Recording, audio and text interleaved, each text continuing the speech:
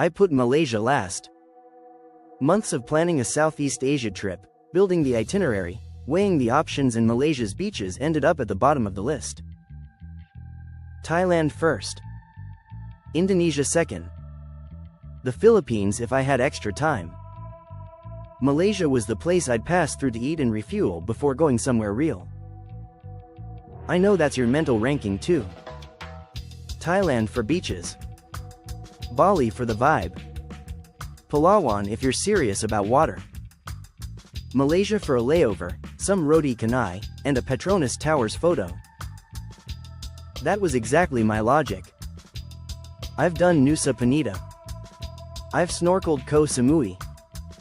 I spent a week on El Nido counting down the days until my flight and wondering why everyone called it paradise. I thought I understood what this region had to offer. 7 Malaysian islands later, I cannot go back to any of those places without feeling genuinely cheated. And the island that completely dismantled me, the one that made everything else feel like a simulation, it's not even the most famous one on this list. Let's start where the story gets interesting. Island number 7. Pulau Besar, off Mersing on the east coast. You haven't heard of it? That's not an accident, that's the entire reason it's worth going. I met a British dive instructor named Tom who'd spent 4 years working Koh Tao in Thailand. Koh Tao has the brand, the Instagram presence, the dive school infrastructure. Tom arrived at Besar expecting something lesser, a backup option, a stopgap for travelers who couldn't afford the flight to Thailand. He snorkeled on his first morning. He posted one word to Instagram that afternoon. Done. The water at Besar is so clear you can watch your own shadow move across the sand from the surface. Not from a drone. From inside the water, looking down. Koh Tao built its reputation on coral. That coral has spent 2 decades absorbing thousands of fins and anchor chains. The reef is a ghost of what it was. Besar's reef is what Koh Tao's used to be. WWF Malaysia has identified the Mersing Archipelago as one of the highest marine biodiversity corridors in Southeast Asian coastal waters. Nobody's put a logo on it yet. If Besar is what nobody talks about, wait until you see what the whole world got completely wrong about island number 6. Tioman. In 1970, Time magazine voted Tioman one of the most beautiful islands on Earth. Then the internet arrived, Bali got its algorithm, and Tioman got forgotten. That forgetting is now your greatest travel asset. 6 million people visit Bali every year. Tioman gets roughly 100,000. The infrastructure is quieter. The coastline is wilder. You trade a curated Instagrammable pool villa for a jungle waterfall that has no queue, no entry fee, and no tour guide blocking the shot. I spoke to Priya, a Singapore-based architect who drove 3.5 hours and took the ferry over expecting what she called a budget Bali. She did the hike to a Saw waterfall and said she felt like she'd time traveled. Not to a postcard, to the version of Southeast Asia that existed before postcards needed to exist. Stand on Tioman's beach and listen. You won't hear beach bars. You'll hear hornbills in the forest canopy. That sound carries from the trees all the way to the waterline. It shouldn't be possible. It is. Tioman is wild. But here's what I need to tell you about Tioman. It has a secret the Malaysian government almost threw away. A decision made in the 1990s that could have turned this entire island into something unrecognizable. I'll come back to that. But first, island number 5. Redang. There is a beach here, Pasir Panjang, that looks so manufactured, so impossibly saturated, that it has genuinely been used as a film set. And it is protected by Malaysian law. Redang has been a marine park since 1994. No anchoring permitted over the reef. Strict seasonal visitor caps. The turtles that nest on Pasir Panjang are not performing for tourists, they're following an ancient instinct on a coastline that still deserves that instinct. The Maldives will cost you 1800 ringgit minimum per person per night for a water villa. The selling point is visibility, that famous blue water clarity, those reef sharks circling beneath the overwater deck. Redang gives you identical water clarity, the same turtle sightings, the same reef quality for 150 ringgit a night at a guest house. I'm not saying the Maldives isn't beautiful. I'm saying you've been paying for a brand when the product exists here at a fraction of the cost. Amir is a Malaysian marine biologist who guides international researchers. He told me that foreign scientists arrive expecting to find the degraded reef systems common to middle-income developing coastal nations and consistently leave baffled by how intact this ecosystem is. The IUCN has cited Redang as one of Southeast Asia's strongest models of enforced marine protection. Snorkel here at 7 in the morning before the tour boats arrive. The only sound is your own breath through the mask. The water is so warm it doesn't feel like a temperature at all, it feels like the ocean is simply not resisting you. If you believe Malaysia's coasts deserve the same global recognition as Thailand's, if you're tired of watching the same three countries get all the coverage while places like this exist, subscribe to Hidden Realms right now and help me change that. We're building an audience that rewards honesty over hype. But protected doesn't mean safe. Island number 4 almost killed a woman I met there. And she went back the following year on purpose. The Perhentian Islands.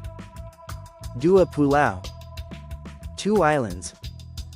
Besar and Kessel, big and small, separated by a channel that does not care about your confidence level. The Perhentians will humble you. The water will seduce you. And if you're not careful, the current between those 2 islands will scare you into a version of yourself that respects the ocean properly. Sarah is an Australian solo traveler who misjudged that channel. She was a strong swimmer, experienced, sensible. The current took her sideways faster than she could correct. A local boat reached her within minutes. She was fine. When I asked her if the experience put her off, she looked at me like I'd asked something foolish. The ocean here doesn't pretend to be a pool, she said. That's exactly why I respect it. That's why I came back. Thailand's Phi Islands are beautiful. They were so loved, so over-visited, so thoroughly used that the Thai government had to close them completely for 2 years to let the ecosystem breathe. The coral was collapsing. The beach was compacted by a million footprints. Phi needed an intervention. The Perhentians haven't needed that intervention yet. The reef is still intact. The turtle population is stable. The blacktip reef sharks still cruise the waters near the guesthouse piers after dark, their dorsal fins cutting through bioluminescent surf like they've always lived there, because they have. The Perhentians are wild and they are still holding. Island number 3 is the one Malaysia turned into a global story, and I need to tell you the truth about it, because almost everything you've read is wrong. Langkawi. I'm going to say something directly. The people who wrote Langkawi off as a duty-free shopping island for Malaysians were never actually in Langkawi. They were in Kua town. They saw a liquor shop, wrote a take, and moved on. That lazy piece of content has cost thousands of travelers one of the best island weeks of their lives. Here's what that take erases. Langkawi became a UNESCO Global Geopark in 2007, one of the first in all of Southeast Asia. Not because of its tax exemption status. Because of its 550-million-year-old geological formations, some of the oldest exposed rock surfaces in Southeast Asia, preserved in a landscape that includes black sand beaches, ancient rainforest, and a limestone karst coastline that predates human civilization by geological eras. Kilin Karst Geoforest Park is a mangrove and limestone cave ecosystem home to Brahmani kites, river otters, and batfish. You can kayak through it for free. There is no resort markup on that experience. There is no ticket required. The eagles are there regardless. The Datai Bay Resort, consistently ranked by Condé Nast Traveler among Asia's finest, sits at the edge of a 10-million-year-old rainforest. Guests fall asleep to the sound of the jungle and wake up to a beach that was shaped by geological events, not landscapers. The duty-free shops exist, yes. The cheap whiskey is real. But the people using Langkawi's tax status as its entire identity were looking for a reason to stay shallow. Langkawi is a geological wonder that also happens to let you drink affordable wine on the beach. That combination is not a flaw. It is the best version of the thing. Sit in a slow longboat moving through the Kilim mangroves at low tide. Smell the salt and the earth mixing where the river meets the sea. Eagles overhead. Silence below. Tell me that smells like a duty-free mall. Langkawi is accessible, yes. Island number 2 is not. Island number 2 is the one that will genuinely test whether you want a beach holiday or whether you want something you will spend years trying to describe to people who weren't there. Kapas Island. Kapas means cotton in Malay. The beach earns that name in a way no marketing budget could manufacture. Less than 10 square kilometers. No ATMs. Signal so weak your phone stops pretending. 3 guest houses, all small, all family run. The island is only reachable during non-monsoon months. It closes to itself for a season every year like a living thing that knows it needs rest. The Maldives is engineered perfection water villas designed to photograph, coral seeded and managed, access curated and controlled. Kapas is accidental perfection. The kind that existed before anyone decided to monetize it, and somehow, still exists that way. I talked to Daniel, a UX designer from London. He'd tried a digital detox in Bali 2 weeks, had a plan, still checked Slack. Came to Kapas as a second attempt. 3 days with no usable signal. He told me it was the first time in 4 years he'd woken up without a notification and lay still for longer than 30 seconds. I forgot what my own thoughts sounded like without something interrupting them, he said. Walk on Kapas Beach barefoot. The sand is so fine, so impossibly fine that it squeaks against itself with each step. Not white noise. An actual sound, soft and dry and clean, like the island is gently acknowledging you. Everything on this list has been building toward island number 1. And I need you to understand it is not the most famous. It has no resort. It has no dive shop logo. It has no curated Instagram moment.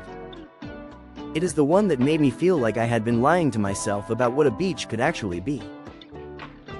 Island number 1. Tuba Island. Tuba sits off the southwest coast of Langkawi. You reach it by private boat charter, no scheduled ferry, no listed transfer service. The island has a fishing village, a handful of family homestays, and coral gardens that haven't been officially named. There is no geotag with more than 200 views. There is no drone footage that anyone has seen. For now. Marine biologists from University Malaysia Terengganu have documented coral cover around Tuba that rivals pre-bleaching coral triangle density. The kind of numbers that make reef scientists go quiet for a moment before they start talking. The kind of reef you've seen in photographs from the 1980s that you assumed no longer existed. I met Amara, a French travel journalist who writes about luxury resorts for a living. She chartered the boat to Tuba as research, planning to spend a few hours. She stayed 3 days. When she came home, she didn't publish anything. I asked her why. She said, "Some places, you don't write about. You protect them by staying quiet. I have stood on beaches in the Maldives, the Seychelles, the Greek islands, the Adriatic coast. Tuba felt like what all of those places were trying to be before they became products. Before someone ran the numbers, built the access road, and decided the experience needed to be packaged. Malaysia didn't ruin me for other beaches by being loudest. It ruined me by being the most honest." Subscribe to Hidden Realms. We don't cover the obvious. And now I need you to settle something in the comments because I genuinely don't know the answer and I think the argument is worth having. Is Malaysia the most underrated beach destination in all of Asia? Or do the Philippines, Vietnam, and Indonesia still have the edge? I want your ranking. I want the debate. Tell me what I got wrong and tell me what I missed. That conversation starts below.